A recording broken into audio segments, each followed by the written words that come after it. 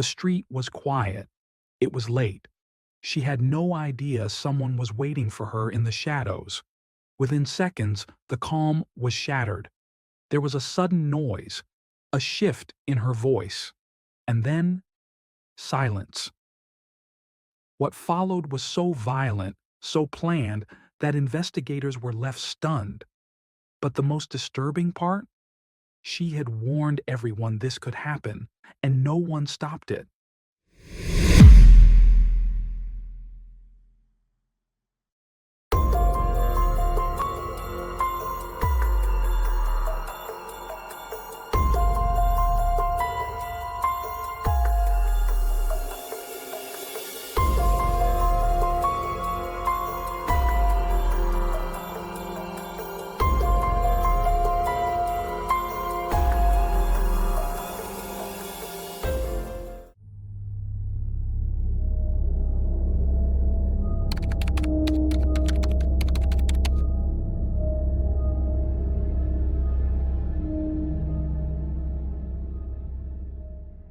Born and raised in Italy, Alessandra Matteuzzi had spent most of her life immersed in the world of fashion.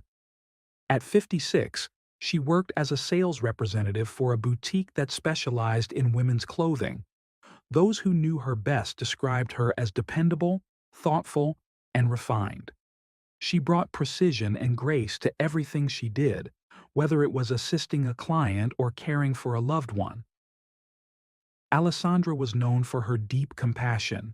Her sense of responsibility extended beyond her career. For years, she had been her father's primary caregiver during his final illness, offering unwavering support until his death. The experience left her emotionally drained.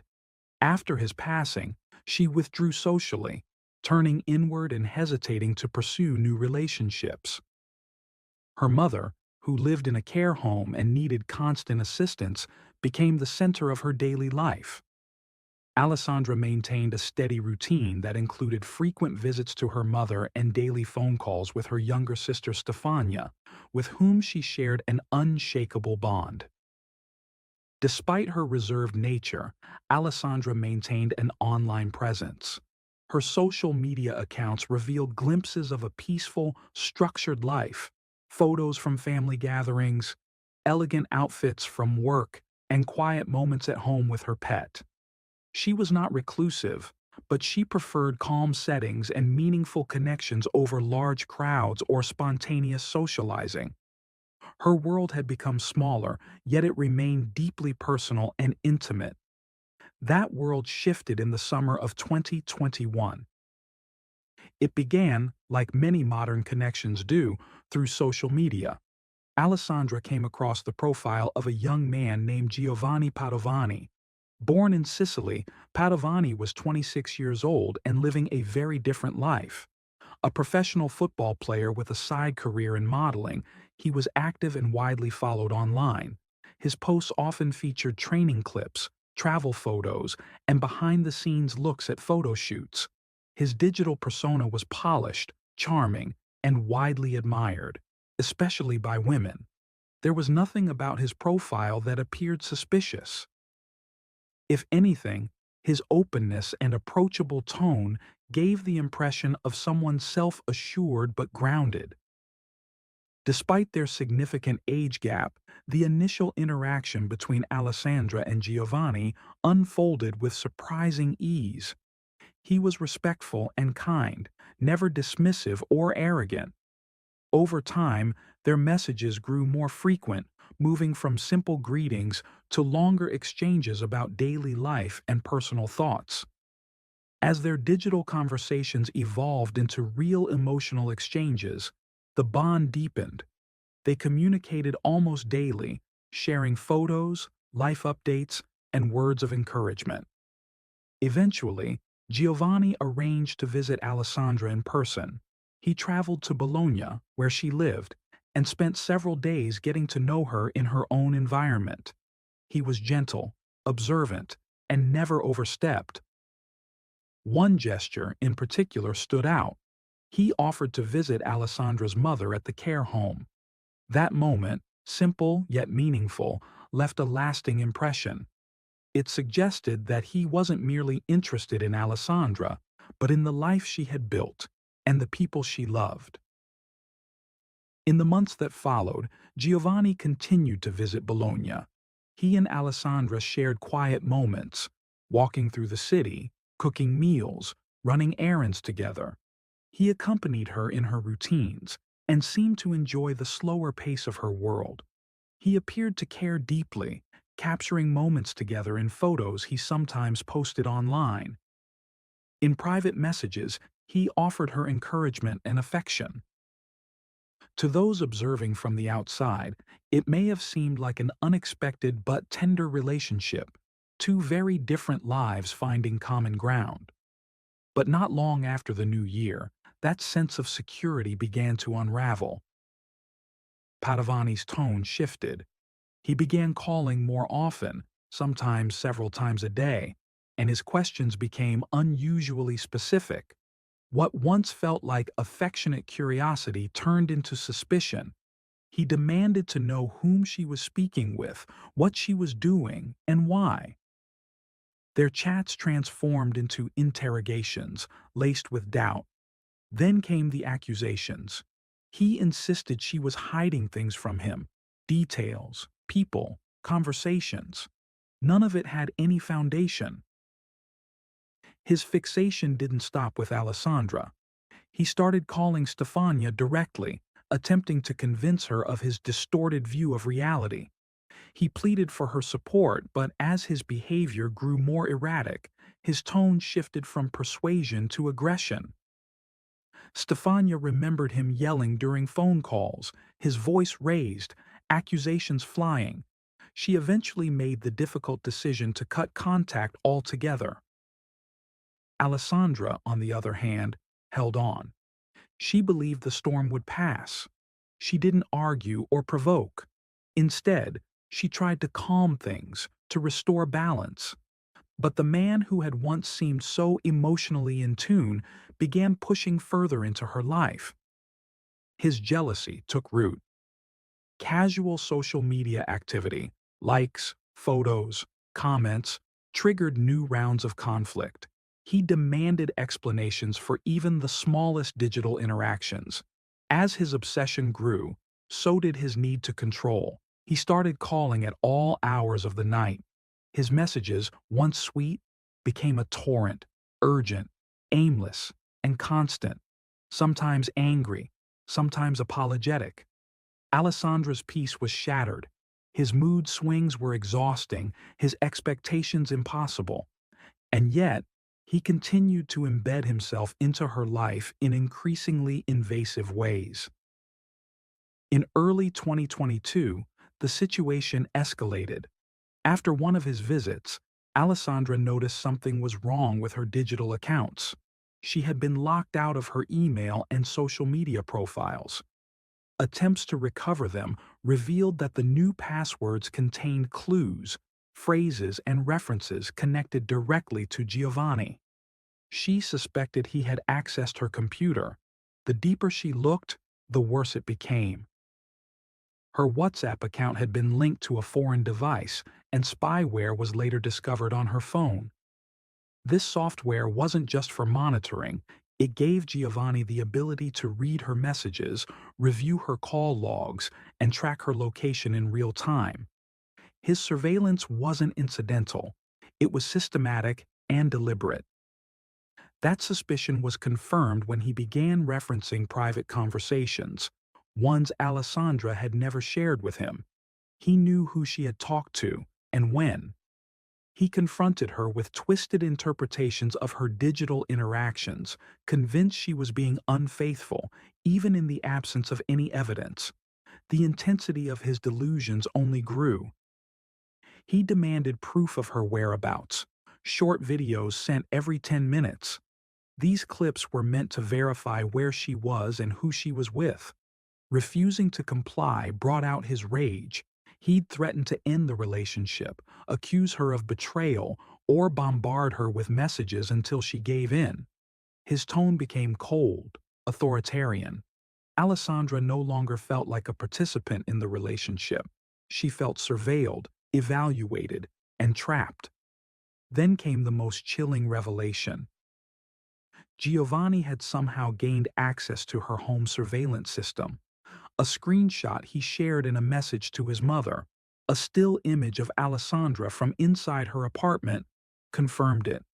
He had been watching her, live, inside the place she once considered safe. The violation was total. By mid-2022, Giovanni's behavior had turned openly predatory. He wasn't just watching online, he began following her in person. He loitered near her apartment building in Bologna, appearing at odd hours without warning. Neighbors noticed. One resident spotted him trying to enter the complex. Another saw him on the roof. He was no longer hiding his intentions. Alessandra warned her neighbors not to open the door for him. Her life was now ruled by anxiety. He had become unpredictable, volatile. And then came the damage. Her car was tampered with, its lights disabled by cut wiring. Her apartment lost power after someone had removed the fuses. These weren't just acts of vandalism. They were calculated provocations designed to force her into physical proximity with him. There were sounds of shouting, heavy thuds against her walls, items in her home smashed or broken.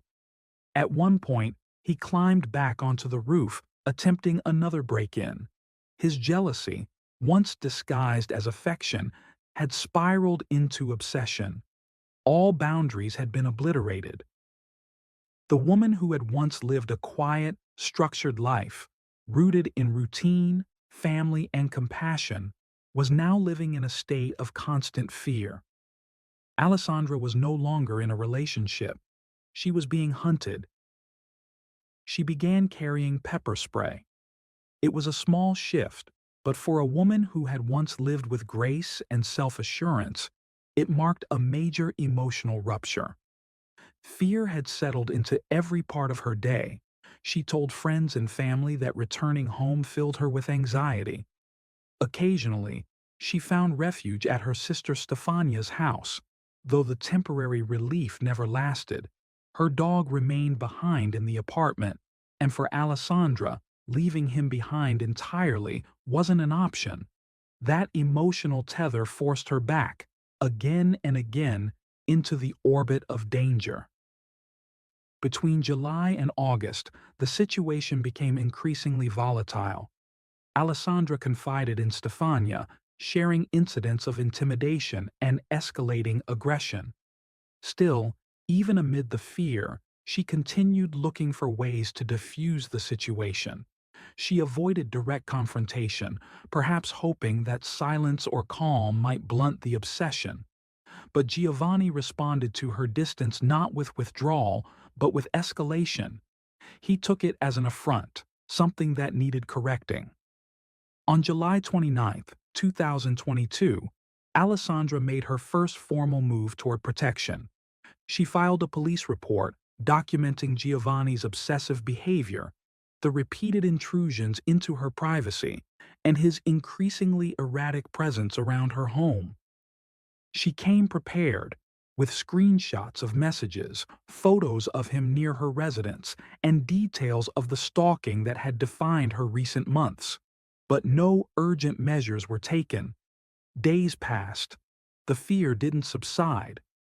On August 3rd, she returned to the police with new evidence, additional sightings, further interference. Once again, she shared her concerns. But the case remained in an early phase. Investigators noted her claims but made no protective recommendations.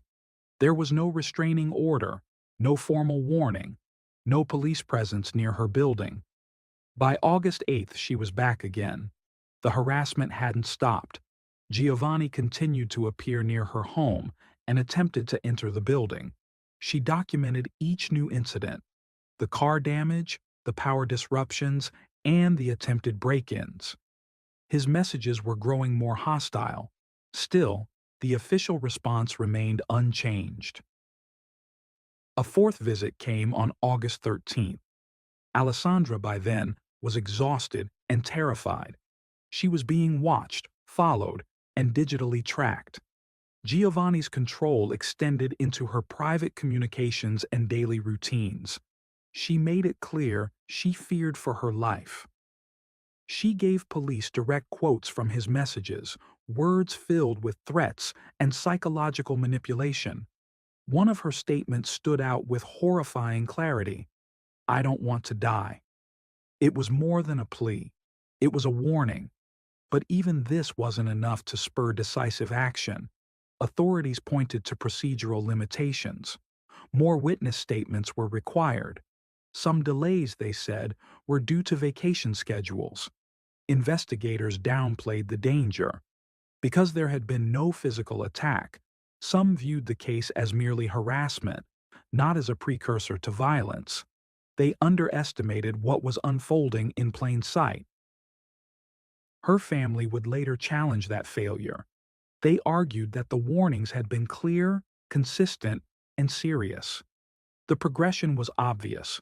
What began as digital obsession had become physical intimidation. Giovanni's behavior was no longer reactive. It was calculated, repetitive, dangerous. And then came the clearest evidence of all. On August 20th, 2022, just 3 days before the final act, Giovanni created a checklist on his phone. Investigators would later find it in his Notes app. The list wasn't vague. It included specific items: duct tape, a hammer, restraints. Beneath that was a written plan: simulate a conversation, find a way to get inside, bring the necessary tools. The level of detail removed any doubt about his intentions. This wasn't spontaneous rage. It was methodical planning. On August 21st, Giovanni left Sicily, where he had been engaged in football-related activities, and traveled to Senigallia under the guise of personal business. From there, he continued his journey, ultimately arriving in Bologna on August 22nd. Digital records would later confirm Giovanni's movements in chilling detail. He had slipped into Bologna quietly, informing no one, not even Alessandra. After arriving on August 22nd, 2022, he hid a hammer in a bush close to Alessandra's apartment building, strategically placed in a secluded corner of the residential complex. He had scouted the area in advance, carefully planning each step. At some point that same day, he climbed to the rooftop of the building. From above, he watched and waited, tracking Alessandra's comings and goings. This surveillance was not new. He had been monitoring her for months, but this time, he was no longer satisfied with watching. Weeks earlier, Giovanni had written a note in his phone. Dated July 2nd, it read, "I'll end her because she ended me emotionally." In it, he painted himself as a victim, claiming he had been manipulated, discarded, and driven to the edge. He admitted full awareness of the consequences. "I know I'll end up in prison. This note will explain to the police what she did to me." His intentions were unmistakable. What was about to happen had been decided long before he made the trip north. On the evening of August 23rd, Alessandra returned home, unaware that Giovanni was nearby. It was just after 9 p.m. She was speaking on the phone with her sister Stefania, a routine conversation between two women whose connection had always been rooted in trust. As Alessandra approached the building entrance, Giovanni stepped out from his hiding spot. The assault began in seconds. Stefania, still on the call, heard a sudden shift. Alessandra's voice changed, followed by the unmistakable sounds of a violent struggle. In that brief moment, everything unraveled. Witnesses later recounted seeing Giovanni lunge at her. He retrieved the hidden hammer and delivered a blow so forceful that the head of the tool snapped from the handle. But the attack didn't stop there. Giovanni continued beating her with his fists, then lifted a heavy wrought iron bench, situated just outside the entrance, and used it to strike her again and again. He acted with explosive violence, delivering multiple crushing blows. Forensic reports would later reveal over 20 traumatic injuries. Alessandra's skull, chest, arms, and legs bore the marks of a brutal assault. Her body was found with signs of blunt force trauma, deep fractures, and evidence she had been dragged across the ground. Despite the noise, despite the commotion, he made no attempt to escape. When police arrived, he was sitting near the building's front door, waiting. Officers described him as calm, his demeanor eerily composed. "Good thing you came," he said upon arrest. There was no struggle, no signs of remorse, only a chilling acceptance of what he had done. Alessandra was rushed to the hospital, but it was too late. The injuries were catastrophic. She died within minutes of arrival. The evidence left no room for doubt. His actions were methodical. There was no effort to cover his tracks or disguise the crime. The precision, the timing, the location of the weapon, everything indicated premeditation. Witnesses described him as swift and unwavering, moving with the certainty of someone who had rehearsed it in his mind many times. Stefania's phone call, along with the physical and digital trail, became critical in reconstructing the exact sequence of events. The entire attack lasted only a few minutes, but it was the culmination of months of calculated psychological torment. Following his arrest, Giovanni was transferred to a psychiatric facility. He initially invoked his right to remain silent, but later made statements in which he blamed Alessandra for the outcome. He claimed emotional devastation, saying she had broken him. Investigators, however, saw through the facade. The crime had been planned, documented, and executed with chilling precision. Though his defense team pushed for a psychiatric evaluation, the court-appointed experts found him to be fully aware of his actions. He exhibited obsessive behavior and a pattern of control, but he did not meet the criteria for legal insanity. His mind was intact. His intentions were conscious. At sentencing, Giovanni spoke briefly. He called the experience a nightmare and told the court that if they believed he was sane, he deserved the harshest penalty. He tried to cast himself as a shattered man, but the court was unmoved. His victim-blaming narrative collapsed under the weight of the evidence. On February 12, 2024, Giovanni was found guilty of stalking and the premeditated murder of Alessandra Matteuzzi.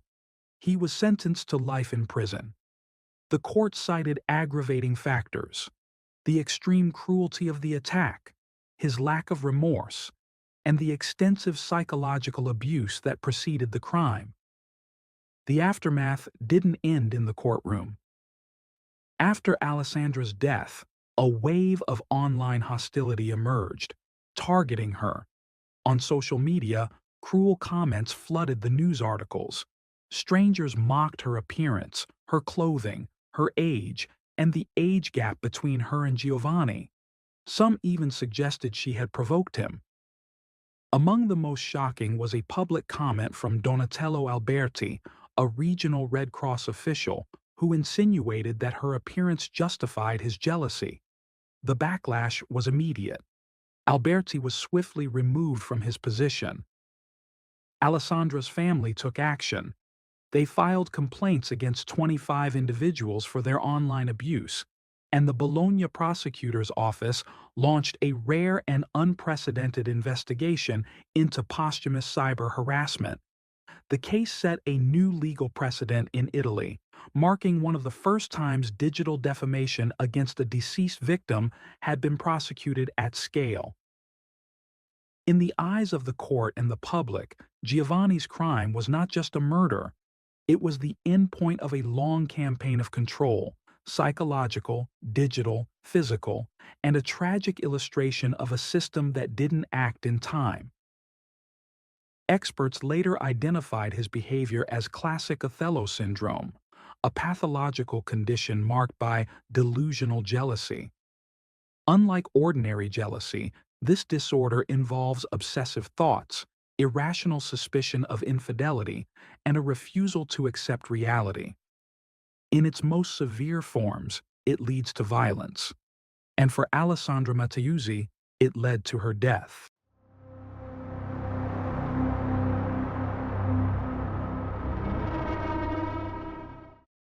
Thanks for tuning in to Unreal True Crime.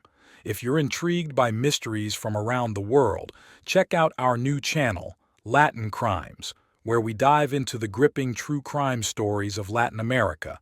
Don't miss out. Subscribe now for more thrilling investigations.